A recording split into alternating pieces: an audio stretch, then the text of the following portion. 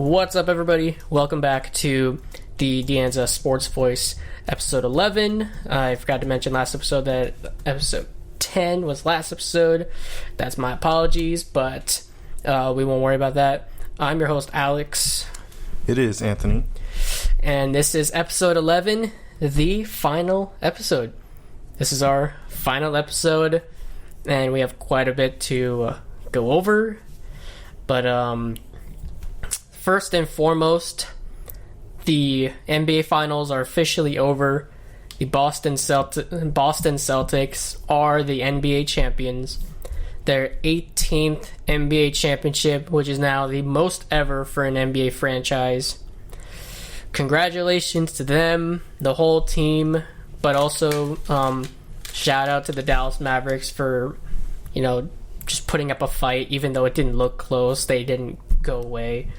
Shout out to them. Shout out to everyone, obviously. It was a great run by Dallas. It was a great run. They weren't expected to go this far, and they exceeded expectations. They made a couple moves before the trade deadline that really helped their chances at getting this far. So I think everyone really exceeded expectations, and Luka had an amazing year.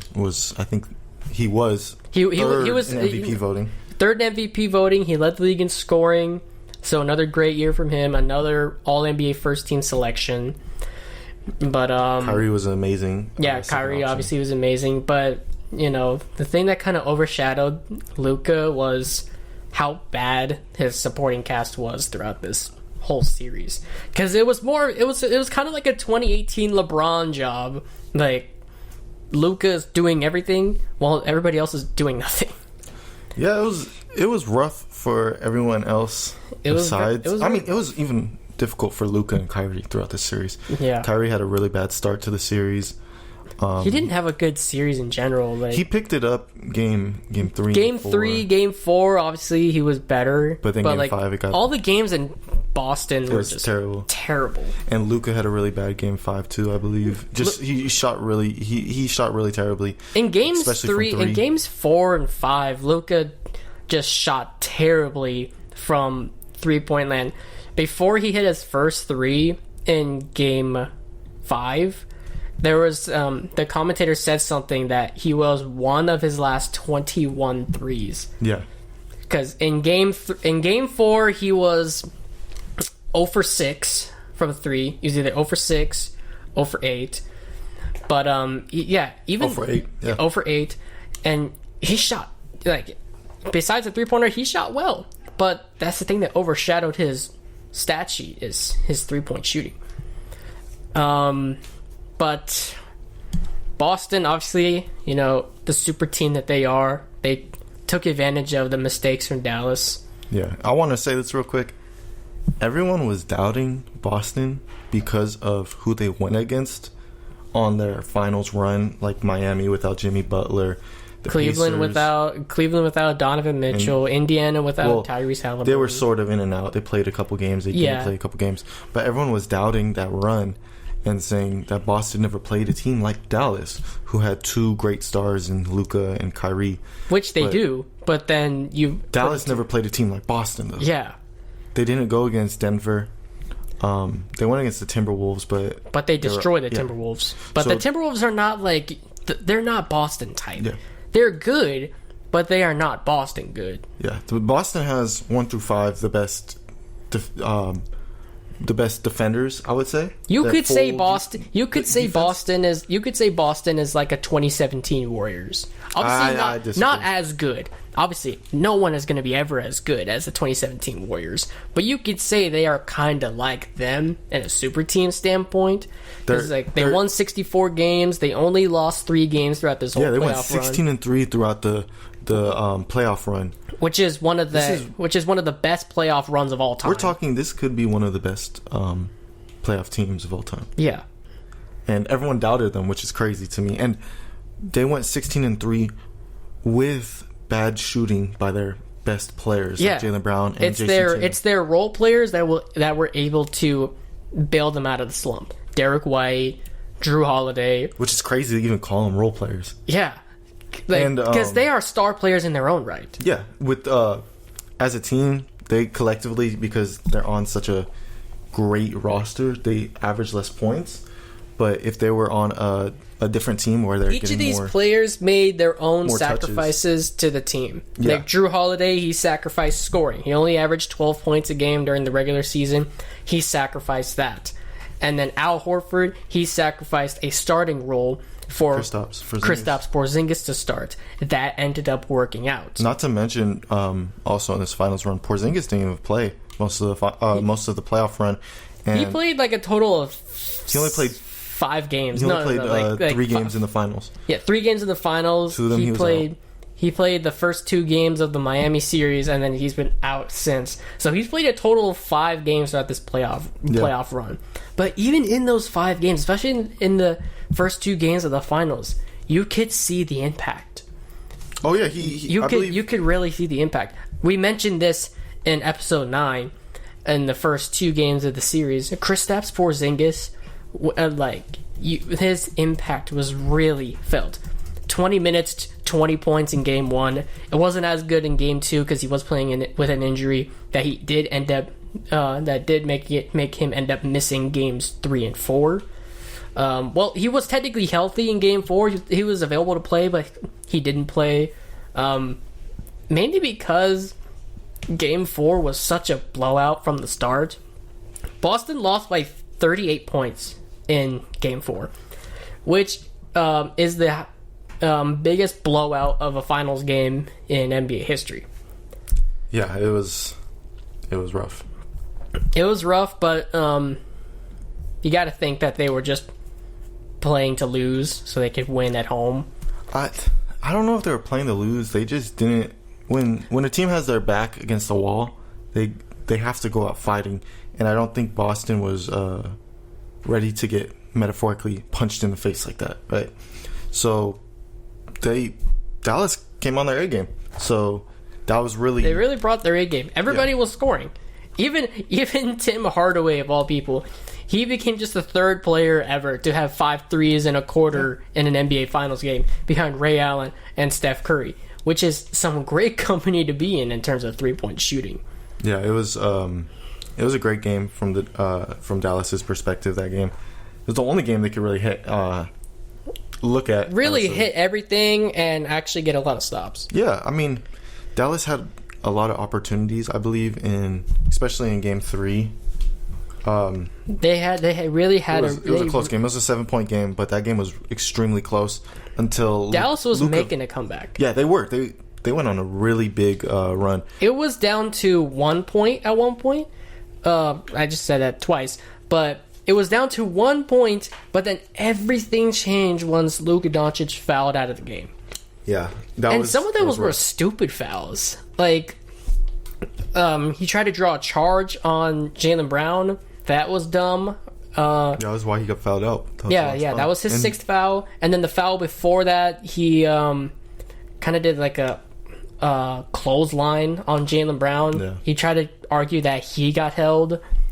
It was bad. It brought some criticism towards Luka after that game, like, oh, he's always complaining to the refs and trying to draw some gimme fouls, which I did see in back-to-back plays in Game 3. He did step-back threes and tried to, like, sell a foul, and, like, he didn't get the foul, and he stayed on the ground.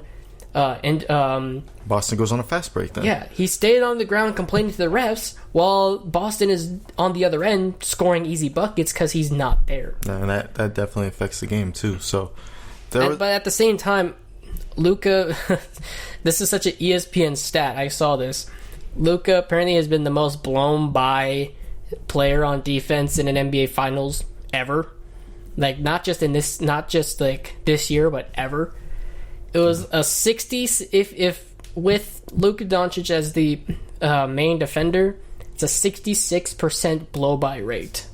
I didn't know that was a thing, but apparently it is. The more you know, right? Yeah, the more you know, the better. He didn't play well, specifically guarding defenders. He did well with getting steals, stuff like that. Obviously, but steals can only mean so much. It can only do too much for you, but.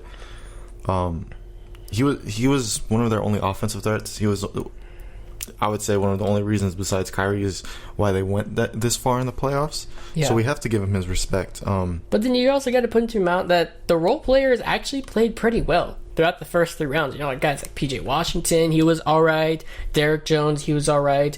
And then there are 2 center monster, Daniel Gafford, Derek Lively, which, by the way, Derek Lively, he's going to be great. He will. He is going to be amazing. He's still learning. He's still learning, obviously. But come like 2-3 years, dude's going to be amazing. So great pickup for Dallas. Obviously, as a Warriors fan, I wish they would have drafted him. But Brandon Podziemski is pretty good, too. AirPods is really good. Yeah, and then they also have Trace Jackson Davis, too. But more on that later. Let's go to the Finals MVP. How do you feel about Jaylen Brown winning the Finals MVP? It was expected, to be honest. I knew he was going to win it. I did not think Jason Tatum was going to win it. Mainly because, he's been a great distributor of the basketball, but he had some very rough shooting throughout the series. You know, in Game 5, he finished with 31 points, 11 rebounds, 8 assists. Yes, he finished with, you're saying Game 5? Yeah, Game 5. I know he had 31 points, 8 rebounds, 11 assists, 2 steals, 11 for 24 from the field, and 1 for 7 from 3. Yeah, that's that was one reason why Jason Tatum was not that good in this series. His shooting percentages, 11 of 24 doesn't seem that bad. That's in the 40s. Yeah, but if we go over Jaylen Brown's game, Jaylen Brown Game 7, he had 21 points, 8 rebounds, 6 assists. Game 7. No, Game 5. I heard Game 7. I mean Game 5. 21 points, 8 rebounds, 6 assists, 2 steals. He didn't have the best game either. 7 for 23 from the field. Yeah, 7 of 23 from the field. 2 for 9 from 3. 2 for 9 from 3, So they both didn't shoot well in the final game, but they both had, obviously, a major impact in the win. Why I thought Tatum was going to win it, I thought this was because of Game 4, Jaylen Brown put up a stinker. It was 10 points, 1 rebound, 2 assists, 3 for 12 they both from put the up field. a stinker in Game 4, pretty much. Yes and no. I think Tatum played better throughout the game. 15 points, 5 rebounds, 3 assists, 4 for 10 from the field, 1 for 4. A little better. I think both of them, honestly, if there was a way to do it, they both should have won Finals MVP. I was thinking about that. Is it possible that they both win Finals MVP? Because there's never been a co-finals. There's really MVP. a 1A, 1B this series. Yeah, there's never been a co-finals MVP in history. There's only been one Finals MVP on a losing team, which was Jerry West, 1969. By the way, rest in peace to the logo. He passed away last week. One of the greatest players in NBA history.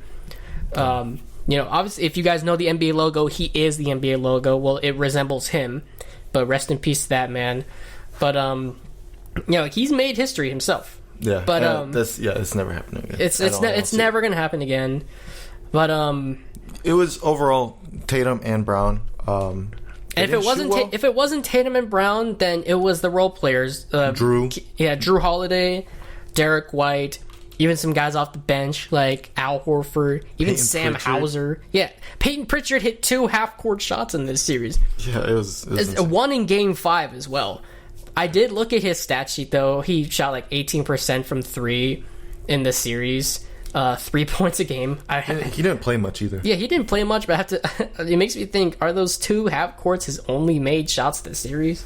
It's probably not, but I didn't do more research on that. But talking about Hauser too, Sam Hauser was hitting a lot of threes. He was playing really, really good defense. Although he wasn't getting every stop, obviously, on Luka. Luka is going to get his points, but Sam Hauser's he was making it difficult for Luka. Sam Hauser's even hitting off dribble threes, fading threes. So this guy was crazy.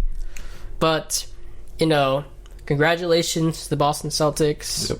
They've got the job done. They've made a lot of sacrifices this offseason, getting rid of Robert Williams, Marcus Smart.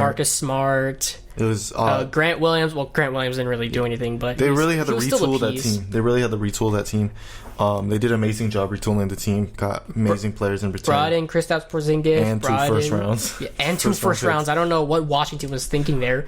But yeah, they even brought in Drew Holiday, which was a steal. Which also is a stupid part by Milwaukee just to trade him away. They got Dame. They got Dame, but honestly, I feel like you could have tried to trade away Chris Middleton. instead of Drew Holiday. It wouldn't have fit. The fit would have been two smaller guards. I mean, I guess, but regardless of that, regardless, Boston in 5. They won. Yeah, Boston in 5. One of the greatest playoff runs. You know, we're not going to rank it or anything, but it was a great playoff run. Only losing three games and winning 16. Obviously, yeah, didn't lose more than one game each. Didn't lose more than one game every single. They only swept one series, which is the conference finals. Yeah, Tatum in the finals averaged 22.2 points, 7.8 rebounds, and 7.2 assists. He was great distributing the ball. And he was really good on defense. Jaylen Brown averaged 20.8 points, 5.4 rebounds. The finals MVP. And one finals MVP. It was a good way to end the year. Sucks basketball. That it wasn't as competitive as we thought. It's not. This not even just this year's finals, but last year's finals as well wasn't really as competitive. But it was exciting though. It's exciting. It's exciting. They both got their first. These men get to live out their dream of winning an NBA championship, and we get to watch it. Yeah. But that is enough basketball until October. Yeah. Actually, no, that's a lie. We have the Olympics coming up next month. Oh, yeah. Team USA, you already know. Can't wait to watch that. I think it's in late July, early August. That's around the time. You have any last words? Yeah, this obviously is our final podcast of the quarter. Finals are coming up next week, and the season's over, so... There's not much to talk about. There's no more sports. Well, there is baseball, but we are not much baseball guys. So we really appreciate you guys just listening. Thank you guys. Always. Yeah, always listening to the podcast, and we really appreciate you guys looking at Laveau's, looking at all of our social media accounts. Possibly catch us in a new college next year. Possibly. We'll see. If it comes to that, it's a great start. Yeah. It's a great change. Yes. But for sure. Thank you all again for supporting this series. It means a lot to us. For sure. First time doing this. Yeah, first time doing this, and it's been great. It's been fun, Yeah. But yeah, that is it for the final episode. The Anza Sports Voice. The Anza Sports Voice, everybody. Anthony, thank you for joining me. Appreciate you. After episode 1, because I don't know if I would have gotten this far solo. But good little 11 episode series. So again, we really appreciate it. Check out Laveau's publications. Check out the articles, newspapers, Laveau's news, all the everything social Laveau's. Everything Laveau's. Yeah. Anything Laveau's, check it out. Anyway, guys, thank you so much. And this is it. Peace. Peace out, guys.